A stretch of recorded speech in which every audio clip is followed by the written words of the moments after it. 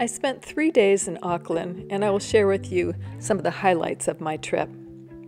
On my first day, it was raining pretty heavily, so I hopped on a motor coach tour, which took us to the Auckland Domain, where there is the War Memorial and the Wintergarden. We spent some time at the Wintergarden, which is quite lovely. It has a pretty courtyard with statues and fountains, and a greenhouse with lots and lots of pretty floral displays.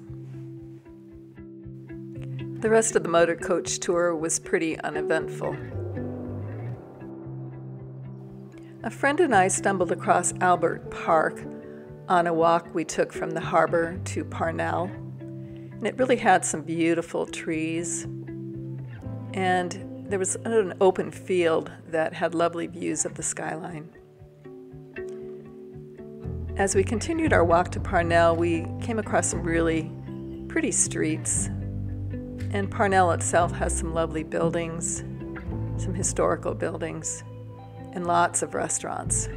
This was a gallery we discovered. It's a little bit off the beaten path. It's called the Fantail House, and I would highly recommend it. Now, if you are into shopping, downtown Auckland has everything you would want, from designer stores to discount souvenir shops. There's some really beautiful plazas and areas to just kind of hang out. Whatever you need, you can find in downtown Auckland. The Aotea Center is in downtown Auckland and might be worth a visit if you enjoy the arts.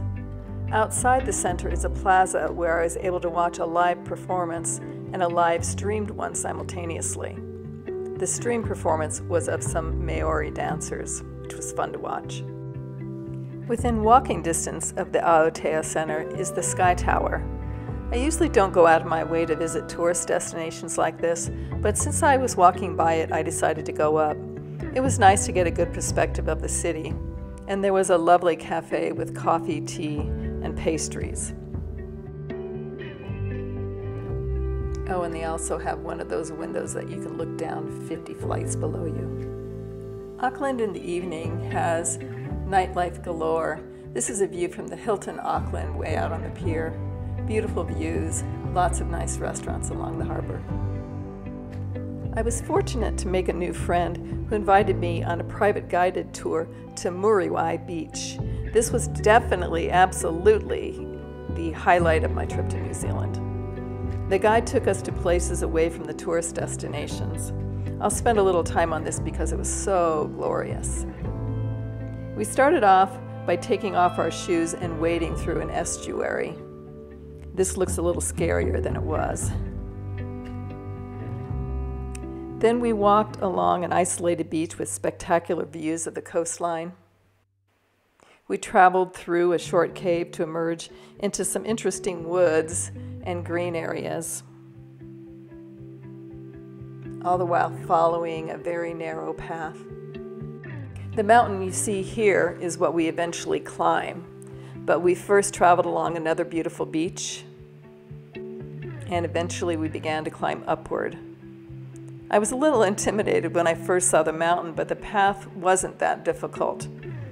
It will get your heart rate up, but the grade was never very steep. Once we got to the top, we were treated with picture postcard views. We headed back down, and our guide left us temporarily so that he could re-ford the estuary that had now become a river. We were told to continue along this path, where we crossed a pretty bridge over a river and came to a spot where our guide picked us up. On the way back, he stopped to give us a pretty view of the area. Mount Eden is an inactive volcano that is about a 15-minute drive or a 1-hour walk from downtown Auckland. The volcano itself isn't much to look at, just a deep pit covered with grass. However, the views from atop Mount Eden are panoramic. You have a 360-degree view of the entire area, including downtown Auckland. On my last day in Auckland, I had time to kill before catching my flight, so I decided to walk along the harbor. There are some really pretty buildings, views of the harbor, and restaurants along the way. It was nice to walk and only served to make me realize how much more of the city there was to explore. I truly enjoyed my stay in Auckland and would return again. If you would like to see video of more cities from my trip to New Zealand, please follow me at Senior Solo Travel.